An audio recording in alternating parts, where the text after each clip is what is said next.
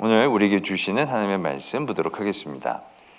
신약 성경 디도서 2장 1절로 15절까지의 말씀,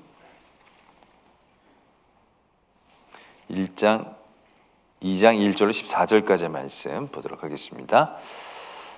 여러분들이 한 절씩 교독드리도록 하겠습니다. 디도서 2장 1절로 14절까지의 말씀입니다. 오직 너는 바른 교훈에 합당한 것을 말하여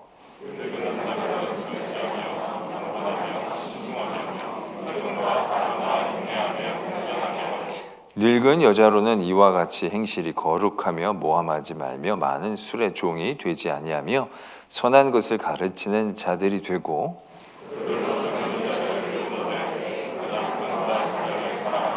신중하며 순전하며 집안일을 하며 선하며 자기 남편에게 복종하게 하라. 이는 하나님의 말씀이 비방을 받지 않게 하려 함이라. 범사에 내 자신이 선한 일에 본을 보이며 교훈에 부패하지 아니함과 단정함과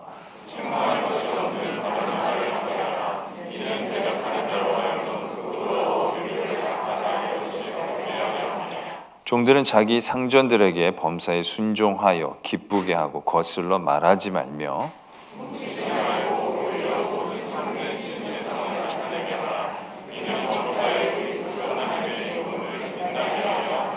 모든 사람에게 구원을 주시는 하나님의 은혜가 나타나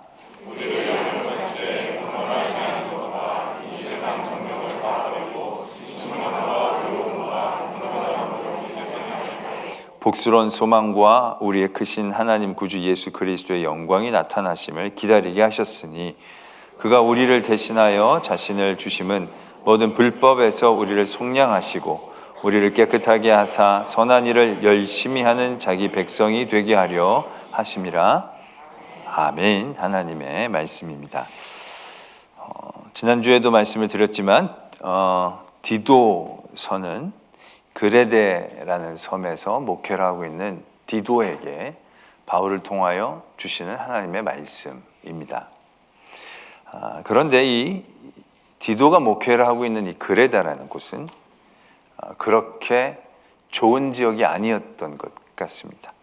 1장 후반부에도 우리가 지난주에 보았듯이 그레데인들에 대한 어떤 설명을 할 때 항상 거짓말하고 악한 짐승 같고 자신의 배만 위하는 게으름뱅이 같은 그렇게 이제 통칭되는 지역이었다는 거죠. 그래서 그 시대에 너 그레데인처럼 얘기한다는 것은 너 거짓말하는구나, 이제 이러한 대명사처럼 인식이 되어졌던 섬이다라는 얘기죠.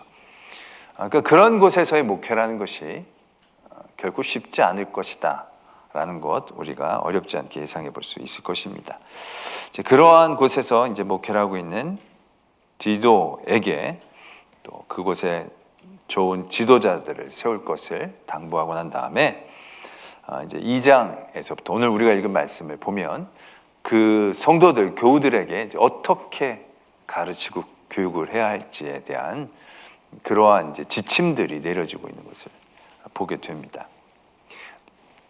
여기서 보면 대부분 여기서 가르쳐 주는 거는 뒤집어서 생각하면 그쪽에서 이제 문제가 있는 그런 부분이다라는 것을 이제 저희들이 보는 거죠. 그러니까 고린도 교회에서도 너희들 하나가 되라 이렇게 얘기한다는 것은 이쪽에 파가 나눠져 있구나. 너희들 담대하라 기뻐해라 그러면 여기 지금 굉장히 사람들이 위축돼 있고 기뻐하지 못하고 울고 있구나. 이제 이러한 현장의 자리들을 이제 느낄 수가 있는 거죠.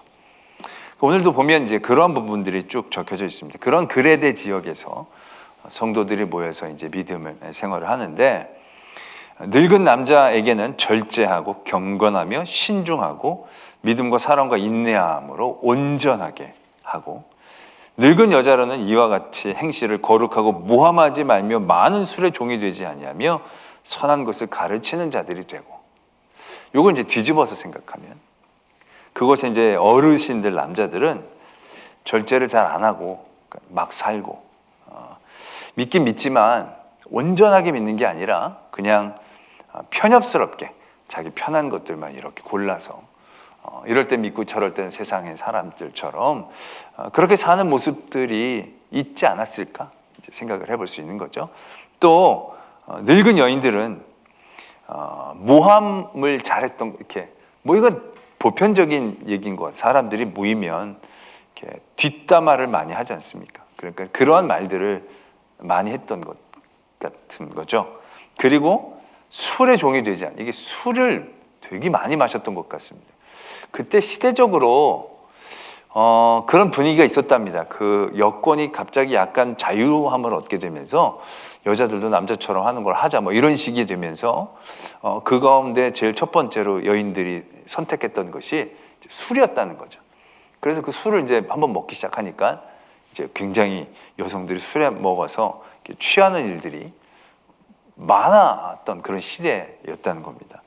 그러니까 술 많이 먹지 말라, 종이 되지 말라, 술의 종이 되지 말라. 이건 거의 중독에 가까운 수준의 상황을 얘기하는 것이기 때문에 얼마나 많이들 먹고 있었는지를 이제 우리가 예상해 볼 수 있는 거죠.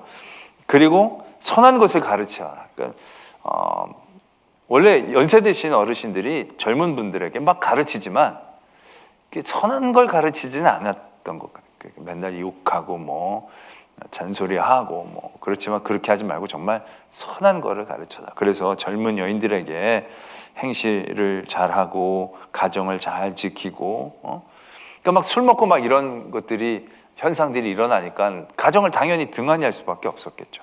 그런 가운데서 그런 부분들을 잘 가르쳐라 라고 이제 권면을 하는 거죠. 젊은 남자들이야 뭐 말할 것도 없이 여러 가지로 많은 부족한 부분이 있었기 때문에 디도가 직접 그들에게 본을 잘 보이면서 인도를 하라고 했고, 그리고 여기서 눈여겨볼 건 대부분 어떤 연령과 성별에 대한 얘기인데 어떤 부류에 대한 사람들에 대한 권면이 따로 나타나고 있다는 겁니다. 그건 이제 종이라는 직분입니다. 다른 이렇게 말씀을 보면 주인에게도 얘기하고 종에도 얘기하는데 여긴 특별히 종만 얘기하고 있는 것을 보게 됩니다. 종들이 범사에 순종하고 기쁘게 하고 거슬러 말하지 말고 훔치지 말고 신실하게 해라. 아마 그 그레데 교인들 중에 종의 신분을 갖고 있었던 사람들이 적지 않았던 것 같습니다. 그런데 그 당시 그 그레데에 있었던 많은 하인으로 있었던, 종으로 있었던 사람들이 주인의 것들을 잘 훔치고 그것을 빼돌리고 그런 일들이 굉장히 비일비재한 현상이었던 것 같습니다. 그러한 일들 가운데서 오히려 그런 종의 신분을 갖고 있는 성도들에게 더욱더 분명하게 하나님 앞에서 바르게 행동할 것을 가르치라라는 그러한 이제 당부를 주고 있는 것을 보게 됩니다. 그러면서 그런 생각을 해보게 됩니다. 그런 그 지역의 그러한 안 좋은 분위기들, 여러 성도되지 못한 그런 분위기들 가운데 분명히 바르고 온전한 그리스도인들이 되기 위해서 그런 것들을 가르쳐야 되는 그런 시대들 가운데 이 디도뿐만이 아니라 모든 이 그레데의 성도들이 서 있다라는 생각들을 하게 됩니다. 그러면서 그런 모든 분들, 그런 성도들에게 그들이 바르게 살고 그렇게 바르게 사는 것들을 잘 가르치고 전하게 할 것을 당부하고 계시는 것을 보게 됩니다. 그러니까 그런 것들을 잘 가르쳐야 한다는 것이죠. 잘 믿는 온전한 성도가 되는, 그래서 경건하고 신실하고 신중하고 그런 부분들을 잘 가르쳐야 되는 것을 오늘 2장의 말씀 가운데에서는 강조를 하고 계시는 것을 보게 됩니다. 그러면서 지금 우리가 사는 이 시대를 한번 바라보게 됩니다. 이 시대도 여러 가지의 문화가 결국은 그렇게 그리스도적이지 못한 많은 문화 가운데에서 우리가 살아가고 있습니다. 그리고 그런 문화에 우리가 알게 모르게 많이 젖어 살고 있죠. 그런 많은 모습들을 바라보면서 우리도 이제 그런 것들을 가르쳐야 하는데 갈수록 그런 가르침이 줄어들고 위축되는 것을 경험한다는 거죠. 요즘은 이 꼰대라는 얘기가 굉장히 안 좋은 대명사로 얘기되고 있지 않습니까? 그러니까 꼰대스럽다, 꼰대다 뭐 그러면 굉장히 이제 말하자면 소외되는, 상종하지 말아야 될 그러한 인간의 부류처럼 인식이 되고 있어요. 그러니까 꼰대야. 그럼 그때부터는 그 사람이 하는 얘기는 무조건 듣지 않는 겁니다. 그러니까 옛날에는 아버지나 선생님들 뭐 이런 사람들을 그냥 우리 꼰대가 이제 저는 절대로 그런 적이 없지만 그런 애들이 주변에 덜어 있었죠.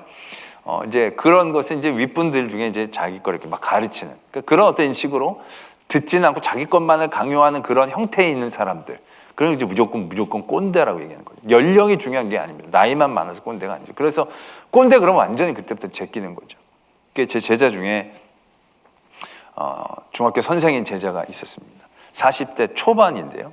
제자랑 최근에 만나서 얘기를 했는데 자기도 뭐 이제 중참 정도 되는 거죠. 그런데 이제 학교에 중학교인데 젊은 여선생님이 왔는데 이게 속이 다 비치는 옷을 자주 입고 다니신다니까. 그러니까 속에 내일을 뭘 입었는지가 이제 드러나는 그런 옷을 자주 입고 다니신다는 거예요.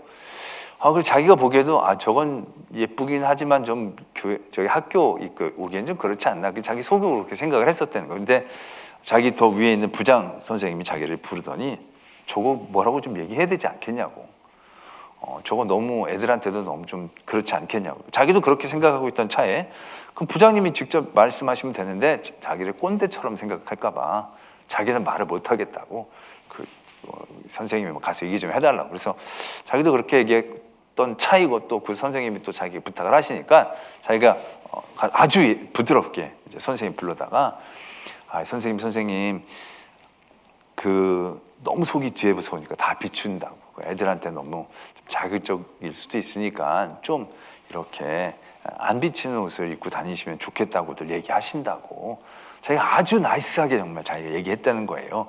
자기는 아주 깨어있는 꼰대가 아니라 정말 좋은 얘기를 가르치고 이 선생이 곤란한 그런 지경에서 벗어나게 해줄 수 있는 그런 마음으로 얘기를 했다는 거예요. 좋게 얘기를 해서 그 선생님이 이렇게 듣고 끝났다는 거예요.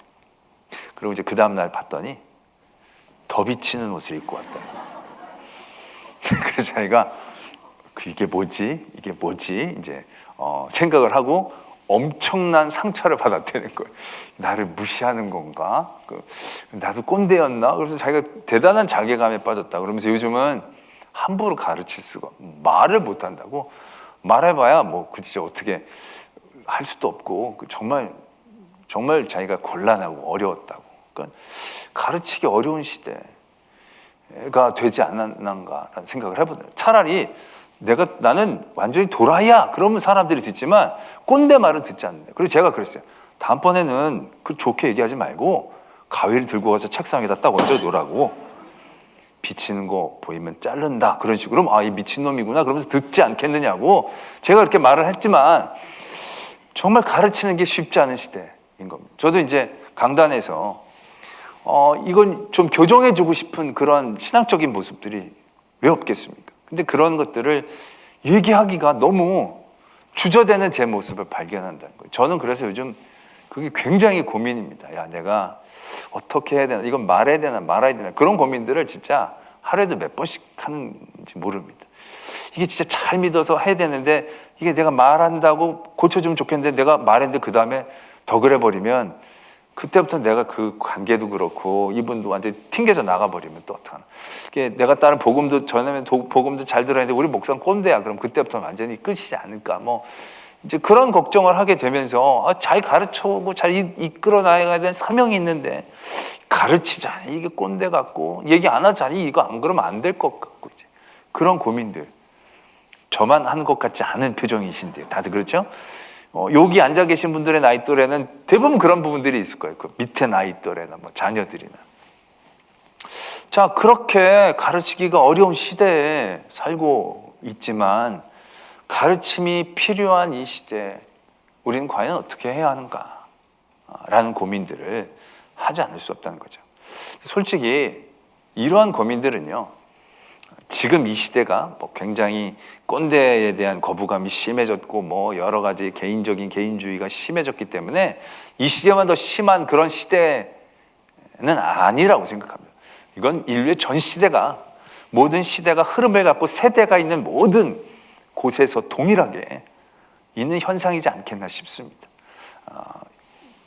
살아온 세대들은 살아갈 세대들에 대하여 부족함에 대해서 얘기하고 싶고, 살아갈 세대들은 살아온 세대들을 구시대처럼 생각하면서 듣지 않는, 결국 이 디도서에서 적혀있는 이 말씀이 있는 이 시대도 우리 시대와 그렇게 크게 다르지 않았겠는가. 가르침이라는 건 어느 시대든지 참으로 쉽지 않은 과정이다라는 생각들을 하게 됩니다. 옛날에는 그래도 어른 얘기하시면 잘 듣지 않았겠는가라고 하지만 겉으로 듣는 것과 속으로 진짜 변화하는 것들은 다른 얘기이고, 이 시대도 가르친다는 것이 사람들에게 꺼리고 쉽지 않은 일이었기 때문에 오늘 하나님은 디도서의 말씀을 통해서 가르칠 것을 얘기하고 있는 거죠. 교훈에 합당한 이야기를 할 것을 이야기하고 계신다는 것입니다. 그렇다면 우리가 어떻게, 이 말씀은 어떻게 우리가 그것을 가르치기를 원하고 계시는가를 오늘 말씀은 두 가지 정도로 정리를 해볼 수가 있을 것입니다. 첫 번째는 본을 보이는 것을 말씀하고 계십니다. 여기서 보면 바른 교훈에 합당한 것을 말하게 할 때 처음에 늙은 남자들은 절제와 경건과 신중과 사랑과 믿음과 사랑과 인내함을 온전하게 하는 것을 이야기하고 있습니다.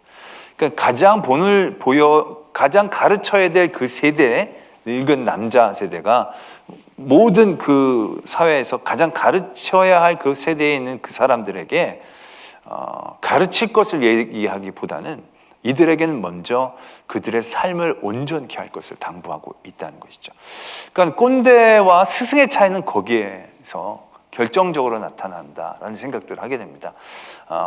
꼰대는 그냥 말로만 자기 편한 자기 생각과 주관으로만 얘기하지만 스승은 그의 삶으로 나타나고 삶으로 보여주는 그러한 도전들을 하시는 분들이기 때문에 말로만 교정이 되는 게 아니라 그의 삶과 그의 진심으로 그에게 이루어지면서 관계가 이루어지면서 그것이 교육으로 교훈으로 작용할 수 있는 그러한 역할들을 하기 때문에 결국 본을 보이는 부분에 대해서 우리가 깨어있는 것에 대한 말씀을 도전하고 계시는 거죠. 그래서 디도 자신에게도 6절 7절에서도 젊은 남자들에게 신중하도록 권면하고 범사에 내 자신이 선한 일에 본을 보이며 교훈에 부패하지 아니함과 단정함과 책망할 것이 없는 바른 말을 하게 하라는 그런 이제 말씀을 적고 있다는 것이죠.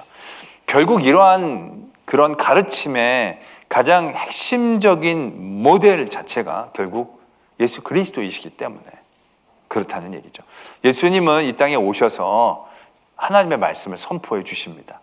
그리고 가르쳐 주십니다. 그리고 따끔하게 찔러 주십니다.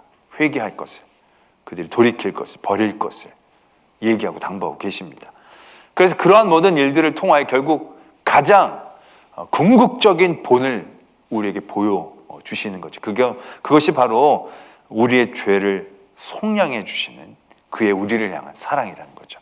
우리에게 가르쳐 주시는 모든 것들이 내가 못 견뎌서, 내가 보기에 틀려서 이런 얘기가 아니라 그들을 사랑해서, 내가 너를 너무 사랑하기 때문에, 너희들이 잘 되기를 원하기 때문에 그러한 진심이 있었고 그러한 진심이 삶에서 우러나오는 본이 되어지는 그러한 마음 가운데서 그 가르침이 이루어진 것이죠. 때문에 우리의 어떠한 그런 일들의 가르침들도 그러한 일들이 선행되어져야 하는 거죠. 우리는 대부분 가르치려고 할 때 우리 눈에 거슬려서 가르치려고 할 때가 많이 있지 않습니까? 그들의 잘못에 대한 얘기를 하고 싶어 하지 않습니까? 그러니까 그들의 잘못을 교정해 주는 건 아무나 할 수 있는 겁니다. 그러나 성도가 하나님의 사랑으로 가르쳐야 될 자리에 있는 그 사람이 정말 잘 되기를 원하는 마음 가운데에서 가르쳐 주는 그런 마음이 있어야 되는 거죠. 그렇기 때문에 그들에게 본을 보이는 것도 나는 이렇게 잘났다는 것을 보여주는 게 아니고 그들이 그렇게 정말 잘 되기를 원하는 삶에 대한 모습들을 우리가 보여주면서 그들이 그 일들을 따라올 수 있게 하는 그러한 일들이, 그런 과정들이 우리들에게 정말 필요하다는 거죠. 그래서 신중하다라는 얘기들을 많이 하고 있습니다. 여기서 신중해라. 결국 신중하다는 것은 우리가 처음 느끼는 그대로 반응하기보다는 그 일들이 더욱더 효과적으로 그들에게 진행되어지기 위해서 나의 삶의 자리를 다시금 곱씹고 나의 삶을 다시금 잘 갖추어서 본이 되어진 다음에 그 다음에 그에게 그 일들을 전하여질 수 있는, 그리고 나서 그들이 받거나 안 받거나 그 다음에 문제, 그들의 문제인 것이고, 가르쳐야 하는 입장에 있는 사람들이 가져야 될 그런 모습들이라는 것은 결국 거기에서부터 시작해야 한다는 것을 말씀은 우리에게 가르쳐주고 계신다라는 것이죠. 그러니까 우리가 본을 보인다는 게 참 중요하다라는 것이죠. 가정에서 우리가 자녀들에게 뭐 예배드려라 뭐해라 뭐 많이 하지만 가장 좋은 교육은 자기가 예배를 정말 잘 드리는 모습들을 자녀들에게 보여주고, 자녀들에게 기도를 정말 열심히 하는 모습들에 대하여 보여주는 그러한 일들. 다들 뭐 교회 막 열심히 다녀라, 예배는 열심히 다녀라 그러면서 집에 와서는 우리 목사가 말이야 그러면서 뭐 얘기를 막 하면 우리 그 장로가 그러면서 막 그러고 막 님자 빼고 막 얘기하면 이게 뭐지, 교회 믿음 하면서 님자는 다 빼는 건가 원래, 뭐 이게 부부끼리 하는 얘기가 그냥 하는 얘기가 아니라 정말로 본이 되어지는 얘기, 정말로 듣는 아이들을 생각하면서 자기의 삶을 되돌아보는 그러한 이제 도전이 늘 있어야 하는 거죠. 그러니까 집에서 말씀을 할 때도 교회 누구를 부르실 때는요, 님자를 꼭 붙여주세요. 그게 아주 기본적인 본이 되어지는 거죠. 그러니까 우리가 보면 불교는 늘 신문에서도 누가 스님 이렇게 나오잖아요. 그게 아예 붙여서 얘기해 버리니까 그게 그냥 그 명사인 줄 알아요. 원래는 승이라고 해야 되거든요. 성철 승. 뭐 이번에도 조계종에 누가 뭐가 됐다는 거예요. 무슨 승이 됐다. 이게 말하자면 공식적인 제대로 된 쓰임인데 신문에서도 무슨 스님이라고 그러는 거예요. 그런데 꼭 교회는 무슨 목사예요. 님자가 그냥 빠져버리는 거예요. 그 님자를 빠져지 않게 이렇게 딱 붙여버려요. 목삼 이렇게 해야 되나? 그걸 분리하지 못하게 이렇게 불러야지 되는데 우리가 집에서부터 그걸 분리해서 불러버리니까 신문에서도 다 떼버리는 게 아니에요. 우리 스스로가 우리 내부적으로도 그런 것들이 고유 명사처럼 그냥 단지 목사 얘기 아니라 목사는 무조건 님하고 같이 붙여서 가는 걸로, 장로는 장로가 아니라 장로님으로, 집사도 집사님으로 같이 붙이는 거. 그러니까 우리가 친구를 부를 때도 그 전화할 때 애들하고 전화할 때도 이 집사 그러지 말고 이 집사님아 그래서 이게 같이 붙어 있는 것처럼 그게 좀 이렇게 그게 이제 우리 안에서 본이 되어져야 뭔가 얘기가 되지 않겠는가. 그리고 우리가 잘 믿어야 된다 그랬을 때 정말 잘 믿는 분의 그런 것들이 결국 삶에서 느껴지지 않겠는가라는 것이죠. 그것이 누구에겐가 무엇인가를 가르쳐야 되는 그 자리에서 우리가 고민해야 하는 것이다 라는 얘기죠. 저 사람 정말 잘못했는데 그걸 막 못 참아가지고 막 너 이거 잘못했어. 교정에 대한 문제가 아니라 정말로 그가 잘 되기를 원하는 마음 가운데서 그것이 시작되어질 수 있는, 그러니까 그를 공격하고 그를 깎아내리고 그를 욕하려는 마음 가운데서는 이건 가르침이 되지 않죠. 그런 마음 가운데서는 우리가 그 사람에 대해서 얘기하려고 하면 안 된다는 겁니다. 정말로 예수님이 우리를 가르쳐 주셨던 그 마음의 본을 받아서 내가 저 영혼을 정말로 사랑하는가, 그런 마음이 들면 그때는 얘기할 수 있지 않겠나라는 생각들을 해보게 되는 거죠. 그 본은 결국 그러한 본을 의미하는 거예요. 내가 그렇게 살고 내가 그렇게 사랑하고 그 다음에 얘기를 해야 되지 않겠는가라는 것이죠. 그리고 또 한 가지 중요한 것이 있습니다. 그것은 무엇이냐면 우리가 누군가를 이제 가르치려고 할 때 그 가르침의 동기부여가 분명해야 한다는 것입니다. 그러니까 아까 얘기랑은 비슷하면서도 다른 건가요? 이제 우리가 본을 보이면서 내가 잘 그 사람들을 보이고 그런 마음을 가지고 얘기하는 그러한 가르침이 옳고 그름을 뛰어넘는 가르침이 되어져야 한다는 겁니다. 무슨 말씀이냐 하면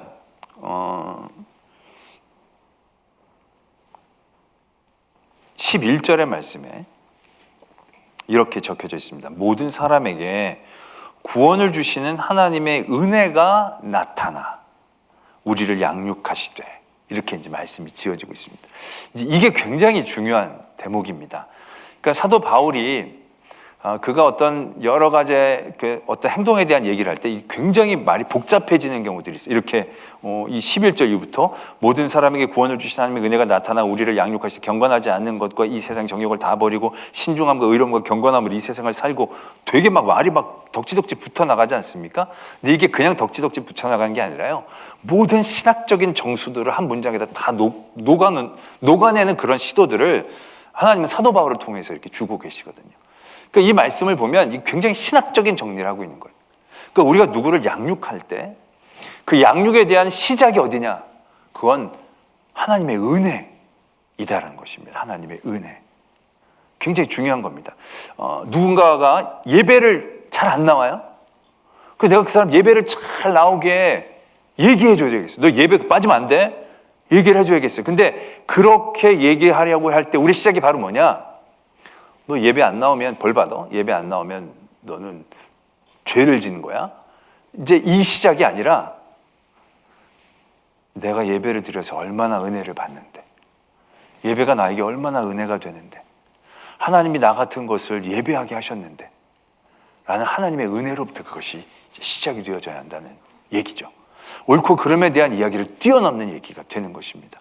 예수님이 나 같은 사람을 들어 예배자로 사용해 주시고, 그런 예배자로 내가 서게 되고, 내가 그렇게 예배를 하게 되어진 놀라운 은혜를 누렸는데, 이거 너무너무 대단하고 너무너무 귀한 건데, 너는 이 귀한 것이 그렇게 많이 들여질 시간적 그렇게 기회들도 우리가 많지 않은데 그 하루하루의 시간들을 잊어버리니 이게 얼마나 안타까운 일이니. 네 안에 그런 예배의 은혜가 이게 얼마나 은혜인지를 깨닫기 원하는 마음들, 그 마음들 가운데서 그런 일들이 시작이 되어져야 한다는 거죠. 이렇게 되면요, 색깔이 많이 달라집니다. 이렇게 얘기하면, 그런 분들, 나는 예배 딱 드리는데 쫙 훑어봤는데 오늘 우리 교회 장로님들 중에 성씨가 없는 장로님이 권장로님, 권장로님이 안 보이네? 그러면 장로가 예배 빠진다고. 자, 이건 어떤 현상입니까? 나는 예배를 드렸어. 그 예배가 내 거가 되는 겁니다. 내 의가 되는 거죠. 그리고 나는 예배를 드렸는데 권장로는 예배 안 보인다? 정죄를 하는 겁니다. 이건 옳고 그름으로 시작한 율법적인 생각에서의 가르침인 겁니다. 그러나 정말로 귀한 가르침은 이렇게 은혜가 나에게 있는데 오늘 권장로님이 안 보이는데 무슨 일이 있으시겠지? 아니야, 그래도 참 이 예배의 은혜를 놓치시면 안 되는데, 하나님, 우리 권장로님 예배의 은혜를 꼭 느끼기를 원합니다. 이러한 반응들과 순서들을 갖게 해야 한다는 것이죠. 우리가 아이들한테도 예배 드려라, 교회 가라 막 얘기하지만 예배 안 가면 너희들 어떡하려고 그래? 어떡하려고 그러는데요? 뭘 어떡할 건데요? 또 예배 안 가면 다리가 부러져 뭐 이런 생각 갖고 있는 건 아니고 막 안타까운 거. 왜? 이게 그냥 옳고 그름인 거죠. 그러니까 예배 안 가 막 그러면서 막 그게 정죄처럼 되어지는 경우들이 적지 않죠.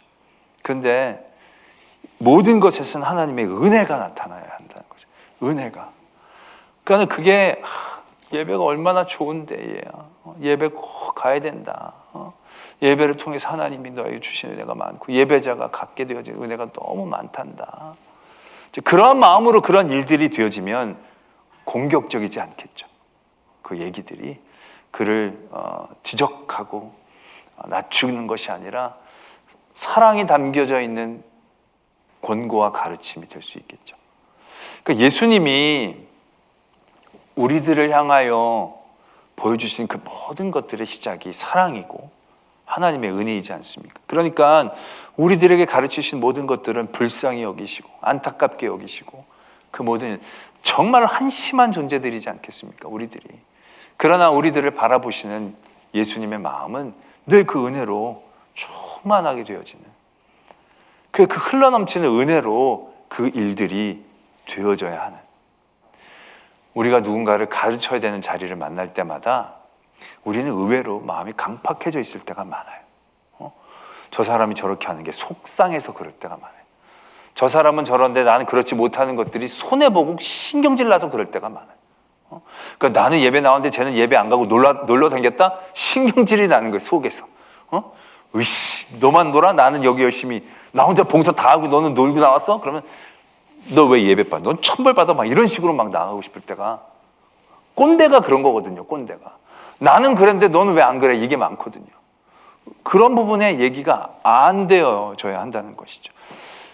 그 모든 일들에 대해서 결국 내가 받은 은혜, 그러고 나면요, 상대방이 하건 안 하건은 나에게 대해서 큰 문제가 되질 않아요.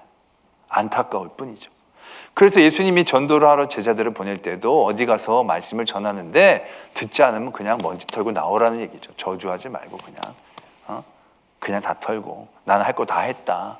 너희들이 안 받은 건 너희들이 안타까운 일이고, 그런 식으로 그 다음에 사역들을 계속 해 나가는 거예요. 이건 뭐냐? 그 사람들을 바꾸고 변화시키려는 목적은 솔직히 두 번째인 거죠.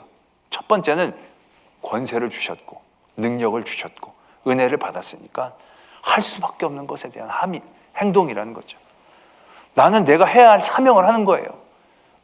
그 사람이 되든 안 되든 그건 또 다른 하나님의 역사고 섭리인 거지. 그렇기 때문에 우리의 가르침이라는 것은 누구를 바꾸고자 함이 아니에요. 처음은, 그 가르침의 처음은 내가 받은 은혜에 대한 깨달음인 거죠. 감격인 거죠. 그래서 내가 그 일들에 대해서 그런 삶을 사는 것이고 그 일들을 향하여 나아가게 되어지는 것이고, 결국 그러한 일들을 통해서 하나님이 역사하고 계시는 것이죠. 그러니까 그러한 일들을 됐다면 상대방, 아까 제가 제 제자 얘기를 했을 때도 비친 옷 좀 입지 마세요 이러면 안 입고 오면 아유 추울 텐데, 감기 걸릴 텐데 안 됐다 그러고 마는 거예요. 나는 따뜻하게 입고 나는 안 비치는 거 뜬뜻하게 입고, 나는 이러면 이게 좋고 이게 좋은데 왜 그럴까? 안타까운 마음이지 내가 말했는데 저게 안 들어? 막 그러면서 막 그다음부터 막 자기가 먹고 분노 있고 이런 과정들이 우리에게 이제 생기지 않게 되어지는 것이죠.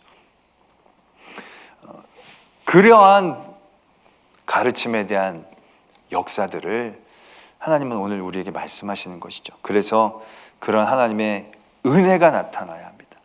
옳고 그름을 뛰어넘는 하나님의 은혜. 우리가 그렇게 사는 삶이 얼마나 복된 건지, 그렇게 하지 않는 것이 얼마나 우리에게 덕이 되는 건지, 그걸 내가 기뻐하고 즐거움으로 그들에게, 나는 힘들게 지키는데 넌 왜 안 지켜? 이게 아니라 이걸 지키는 내가 얼마나 기쁘고 좋은지 모르는데 너는 참 거기에서 그게 좋은 줄 알지만 얼마나 안타깝니? 그래서 그런 안타까움으로 계속적으로 그들에게 당부하고 권면하고 이야기할 때 결국 그러한 일들 가운데에서 하나님의 역사가 나타나는 것이죠. 그래서 12절에 보면 우리의 그러한 것들로 은혜가 나타나서 양육하시되 경건하지 않는 것과 이 세상 정욕을 다 버리고 신중함과 의로움과 경건함으로 이 세상을 살고, 전에도 말씀을 드렸지만 이 세상의 정욕을 다 버린다는 거, 이게 진짜 못할 노릇입니다. 쉽지 않습니다. 이게요, 그냥 이게 버려야 돼서 버리는 것들요, 우리의 대단한 고행이 될 겁니다. 술을 너무 먹고 싶은데 술을 먹지 않는다는 건 진짜 쉽지 않아요. 담배 생각이 너무 나는데 이게 담배를 끊으려고 애쓰는 건 너무너무 쉽지 않은 과정이 될 겁니다. 그러나 그런 모든 일들이 하나님의 은혜로 채워져서 그것들이 밀어내져야 하는 거죠. 하나님의 은혜가 채워지면 하나님이 나 때문에 십자가에 달려 죽으셨는데, 그래서 나를 정결케 하시고 나를 깨끗하게 하셨는데 이런 영혼에 내가 담배 연기로 폐를 더럽혀? 그런 생각이 들면 이게 지저분해 보게, 이게 진짜 할 짓이 못 되는 생각이 들 때 이게 버려지게 되는 거죠. 은혜가 안에서 충만하면 그때 그것이 역겨워지고 그것이 그때 좋지 않게 여겨지고 부러워지지 않게 되어지고 버려지는 거죠. 제가 금요일날도 말씀을 드린 적이, 예전에는 이렇게 호프집 같은 데 지나가면요, 호프 이렇게 시원하고 마시는 거 보면 꽤 시원하겠다 그런 생각 덜어 가졌더랬거든요, 아주 젊었을 때. 근데 그 은혜를 입고 나면요, 거기서 막 이렇게 술 먹고 계시는 분들을 보면 왠지 이제 닭장 안에서 닭들이 모여 먹고 있는 그런 생각이 드는 거예요. 아, 저건 모여 먹고 그 닭장 안에서 그냥 저기서 즐겁게 기쁘다지만 그냥 저기서 그냥 양계로 넘어가는 저거 막 안타까운 거예요. 거기가 막 그런 게 막 즐거워 보이질 않고 술 취해서 막 얘기하지만 허공을 대면서 얘기하는 것 같고, 그게 안타까워 보이는 은혜가 되면 그것이 별로 하고 싶어지지 않아요. 그러니까 담배나 술을 아직 끊고 계시지 못한 성도님들이 계시다면 끊으려고 노력하지 마시고요, 은혜를 채우려고 하셔야 됩니다. 내가 하나님의 은혜가 얼마나 많은데, 내가 하나님이 나를 위해 피를 흘리시고 그렇게 고통당하시고 나를 깨끗하고 정결케 하셨는데, 내가 이런 술로 내 속을 막 더럽히고 담배 연기로 막 여기를 막 시커멓게, 이게 진짜 못할 짓이, 이게 무슨 냄새가 이러냐 막 이러면서 막 이렇게 어느 순간인가 그게 막 그러면서 다들 이렇게 얘기해, 곧바로 끊지 말래잖아. 목사님이 그냥 끊을 때까지 기다리라잖아. 그러면서 그냥 저절로 끊어질 때까지 기다리라는 얘기가 아니에요. 은혜로 채우려는 끊임없는 노력과 도전들이 있어서 밀어내야 된다는 거죠. 그러한 것이 채워져야 그러한 의로움과 경건함이 내 삶에서 기쁨이 됩니다. 예배를 벌한 받으려고 드리면 진짜 예배처럼 고역이 어디 있겠습니까? 근데 예배가 너무 기쁘면, 예배가 너무 나에게 편하면 예배만큼 즐거운 게 없거든요. 그럴 때 말씀이 드는 게 좋아야 설교를 듣죠. 예배 중에 설교가 있으니까 듣는다 싶으면 이거 진짜, 제가 진짜 주일 저녁에 저는 얼마나 좋은지 몰라요. 그냥 가만히 앉아서 귀에다 대고 말씀을 얘기해 주시니까 얼마나 편한지 몰라요. 제가 진짜 요즘 주일 저녁하고 새벽에는 참 호강을 합니다. 제가 이렇게 좋은데 왜 안 나오나, 누가 설교하라 그러지도 않았는데 왜 안 나오는지 모르겠네. 다들 이게 좋아야 하거든요. 이게 힘들면 진짜 못하는 거거든요. 근데 이게 좋으려면 내 안에 은혜가 늘 충만해야 되는 거예요. 그 은혜를 충만하기 위해 예수 그리스도에 대한 깨달음과 그 소망을 우리가 늘 품고 바라봐야 된다는 거예요. 예수님이 이 땅에 오심, 날 위해 죽으심, 하늘로 올라가심, 성령의 임재와 다시 오심, 이런 기본적인 것들이 우리들의 은혜의 핵심인 거거든요. 그런 은혜가 내 안에 막 차 있으면 그런 모든 일들을 기다리고 준비하는 과정들이 다 즐거운 거죠. 교회 일이 제일 즐겁고, 교회 오는 거 제일 기쁘고, 하나님 하는 것이 제일 가치 있어 보이고, 다른 일들은 다 쓸데없는 보이고. 제가요, 그래서 책을 안 읽어요. 책 전 잘 안 읽어요. 왜? 세상의 책이 쓸데없어 보여요. 이거 한두 장 읽으려다가도 막 재밌어서 읽으려다가 이걸 읽을 바에 내가 성경 한 장을 더 읽겠다 그러면서, 딴 건 재미가 없어서 보죠. 할렐루야. 그러한 은혜가 우리들에게 소망이 되어지고 다른 세상의 정욕들을 버릴 수 있게 하고, 그래서 그런 모든 일들을 통해서 우리가 선한 일을 열심히 하는 하나님의 백성이 되어지는 그런 과정들을 맞는 거죠. 착하게 살려고 착하는 게 아니라 은혜를 받으니까 착해질 수밖에 없어요. 우리가 뭐가 넉넉하면 사람이 착해지잖아요. 뭐가 넉넉하면 이해심도 많아지잖아요. 뭐가 없으면 쪼들리고 날카로워지지만, 넉넉해 보고 뭔가 풍성하면 웬만해서는 우리가 그런 모든 일들을 다 잘 이해할 수 있듯이, 우리가 그런 우리에게 주신 하나님의 은혜가 얼마나 크고 넉넉한가를 깨닫게 되어진다고 한다면, 우리는 착한 일을, 선한 일을 기뻐하고 그런 일들로 영향력을 끼치고, 그래서 하나님의 쓰임을 받고, 그런 일들을 통해 사람들이 또 변화를 같이 해나가는 그러한 역사들. 초대교회의 역사라는 게 결국 그러한 공식이지 않았습니까?